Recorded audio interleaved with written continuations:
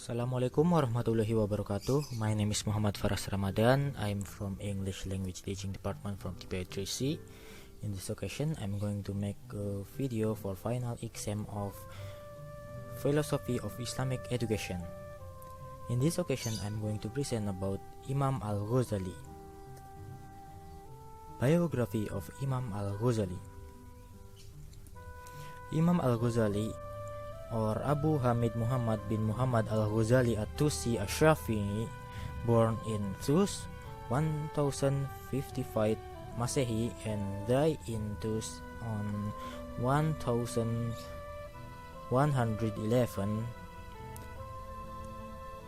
on 14 Jumadil Akhir on 53 years old. He was Persian Muslim philosopher and theologian, known as Al-Ghazali in the medieval Western world. His title is Al-Ghazali At-Tusi in connection with his father, who worked as a wool spinner, and his birthplace was Ghazala in Tus city, Khurasan, Persia. While the title Ash-Shafi'i indicates that he belongs to Shafi'i sect. He comes from a poor family. His father has a high ambition that he wants his son to be a pious man or alim person. Al-Ghazali is a leading Islamic scholar, thinker, philosopher, and contributed a lot to development of human progress. He previously held the position of vice chancellor at Madrasah Nizamiyah, a university in Baghdad.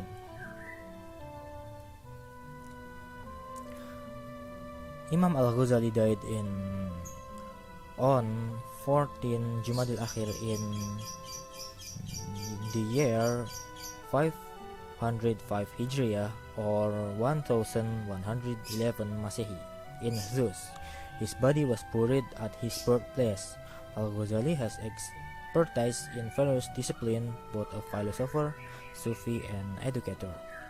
He compiled several books in order to revive the science of religion.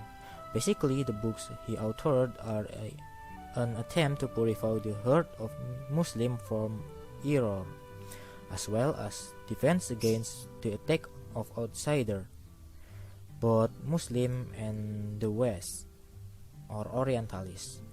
Due to his service in connecting and conducting defensive training against such attack, he was given the title of Hujjat al-Muslim. From an early age, Al-Ghazali was known as a child who loved to study science, because not so surprisingly, since childhood, he has studied with a number of teachers in his hometown. Among his teachers at that time was Ahmad ibn Muhammad al-Razikani. In addition, he did not hesitate to study with teachers in other districts far from his hometown. He studied not only in the city of Miyaspur but also in Khurasan, which at that time was one of the important centers of science in the Islamic world. He also became a disciple of Imam Al-Haramain Al-Juwaini. Al-Ghazali not only studied theology, Sufism, and philosophy, but also Islamic law, logic, and natural science. Al-Ghazali was appointed lecturer at Nizamiyah University on 484 Hijriah in Baghdad. Due to his increasing achievement, at the age of 34, Al-Ghazali was appointed as the leader of the university. During his tenure as a rector, Al-Ghazali wrote many books conveying several fields such as jurisprudence, theology, and so on. The work of Imam Al-Ghazali. There are several works, such as religious knowledge, Sufism, philosophy, and jurisprudence. From religious knowledge, there are Al-Munaqid min Al-Dalal, Hujat Al-Haq, Al-Iqtisad fil I'tiqad, and so on.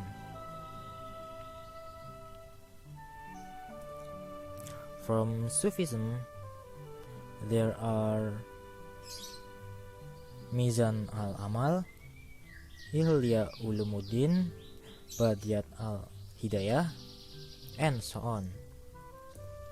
And from philosophy, there are Maqasid al-Falasifa, Tahafut al-Falasifa, Miyar al-Ilmi fi Fan al-Mantiq, and so on.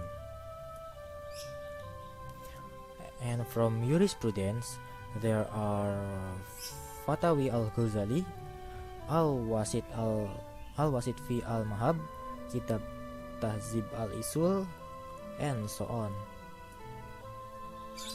From Tought of Imam Al-Ghazali, during his leadership at Nizamiyah Madrasah in Baghdad, Al-Ghazali continued his predecessor educational policy, which has implemented a classy education system according to student competency level. At basic level, tools are taught such as language, logic, mathematics, and so on. Furthermore, he is taught the science of fiqh and usul. At the high level, the science of kalam is taught and jadal scientific tool or debat rhetoric. The emphasis of teaching is focused on fiqh Syafi'i and kalam Ash'ari. In the Nisabur period, after practicing his halwat in Damascus, Al-Ghazali perfected the syllabus by emphasizing Junaid Baghdadi's Sufism. Until now, all education characterized by Sunni emphasized these three main aspects, namely fiqh Syafi'i, kalam Ash'ari, and tasawuf Junaid Baghdadi. Meanwhile, philosophy is limited because it has a great potential to mislead those who study it.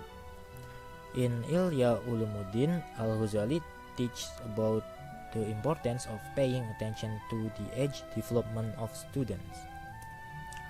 According to him, at the age of children up to 14 years old, children need more time to play.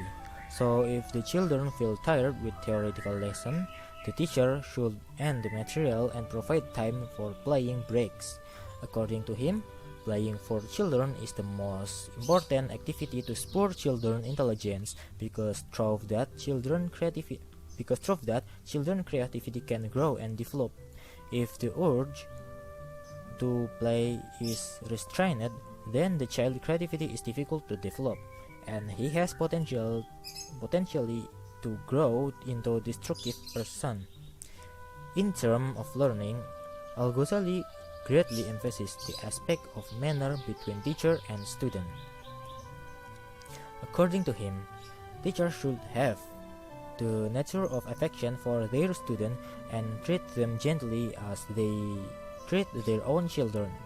Teacher should also be honest with their children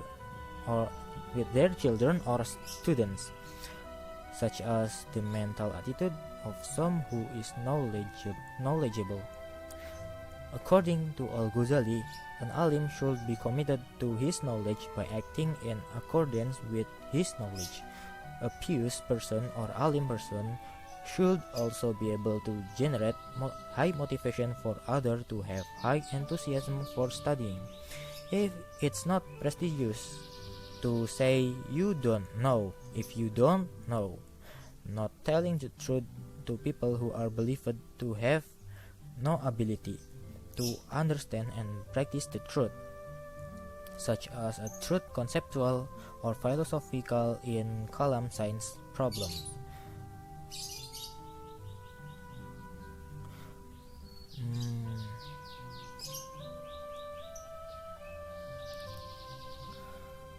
A pious person should also be good listener, so that he can respect the opinion of other and willing to accept a correct argument, and even if it comes from the opponent of the debate. In the book Fatawul Ulum, as quoted by Nakostin, Al-Ghazali advised teachers not to let their students behave badly. However, in reproving a disciple, do not embrace him in front of the crowd. Teachers should not berate their students because it will break down their mentality and it can provoke the student to act worse. Teachers also should not allow other teachers to harm their students. Teachers should also avoid teaching anything that is beyond the ability of their student. Teachers should set a good example for the students. Teachers should also be able to guide students and to choose a good social environment and avoid them from bad friends, because a bad social environment will also have a bad impact on students. However, in addition to paying attention to the relationship between teacher and student and the environment, Al-Ghazali strongly emphasized the role of parent in Ilya. Al-Ghazali explained, parents are responsible for studying their children properly, because it is in their hands that the innocent child and his clean conscience are handed over. His heart is like a mirror that is ready to reflect any image placed in front of him and imitate whatever he sees. He can be good citizen if he is well educated, and he can harm others if he is badly educated. Therefore, it is the responsibility of the parent or guardian to take care of child or students, because the parents will share in the happiness or suffering as a result of their child's or student's action. And let the child be accustomed to struggle, do not be accustomed to all the confidence. Be respectful, simple, and serious in him.